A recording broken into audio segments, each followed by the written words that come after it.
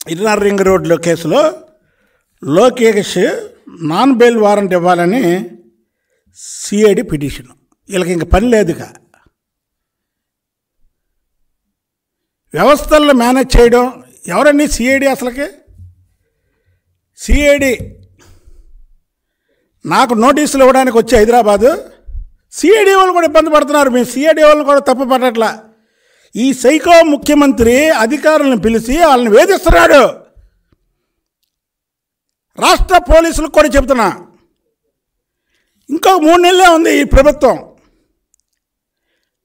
ఈ 3 నెలల్లో ఒక్కసారి పోలీసులు ఒక 2-3 రోజులు స్ట్రైక్ చేయండి, ప్రపంచవ్యాప్తంగా మీకు పేరు వస్తుంది.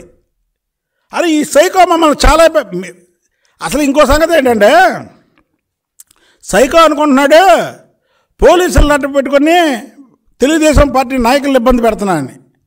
కానీ ఈ సైకో పోలీసులను కూడా ఇబ్బంది పెడుతున్నాడు. అసలు వాళ్ళకి ఉద్యోగాలు చేసుకోవడానికే భయం వేస్తుంది. ఇవాళ యువగలం పాదయాత్ర సక్సెస్ అయ్యి లోకేష్ ఏముందలే ఏం పెడతాడులే అనుకుంటే, లోకేష్ బాబు గారు కుప్పంలో ప్రారంభించి వైజాగ్లో ఎండ్ చేస్తే రోజు రోజుకి గ్రాఫ్ పెరుగుతూ వస్తే భయపడిపోయి అరే లోకేష్ని కంట్రోల్ చేయాలంటే అలాగా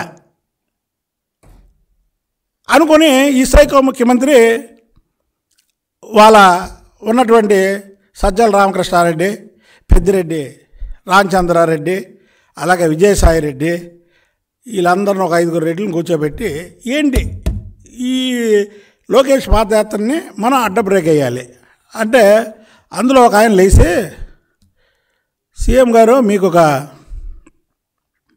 సలహా ఇస్తాను చేస్తారా అన్నాడంట. చెప్పండి అన్నాడంట. రాజశేఖర రెడ్డి గారు చనిపోతే మనం పక్క నుండి సంతకాలు పెట్టించాము. మనం రాజశేఖర రెడ్డి గారి మరణాన్ని మన వైపు తిప్పుకుందామని మనం చేసాము. కానీ చంద్రబాబు నాయుడు కుటుంబం అలాంటిది కాదండి.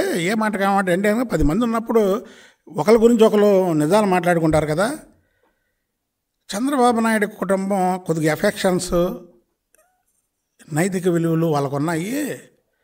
లోకేష్ని పాదయాత్ర బ్రేక్ చేయాలంటే చంద్రబాబు నాయుడు మీద అక్రమ కేసు పెట్టి లోపడేస్తే డెఫినెట్గా ఆపుతాడండి అని అంట. ఆపుతాడంటావా? మరి మన రాజశేఖర రెడ్డి గారు చనిపోయినప్పుడు నేను సంతకాలు పెట్టించానుగా, ఒకవేళ అలాగే లోకేష్ ఇంకా పాదయాత్ర చేసుకొని ముందుకెళ్తే ఇంకా జనప్రపంచం ఎక్కువైద్దిగా అని అంట. లేదండి, మనకే వాళ్ళకి తేడా ఉంది. ఏ మాటగా మాట చెప్పుకోవాలి, మనలోనే మనం ప్రెస్ ముందు మాట్లాడలేదు కదా. లోకేష్ డెఫినెట్గా ఆపుతాడండి అని అక్కడ ఉన్న వాళ్ళందరూ కూడా దానికి ఓటేశారు.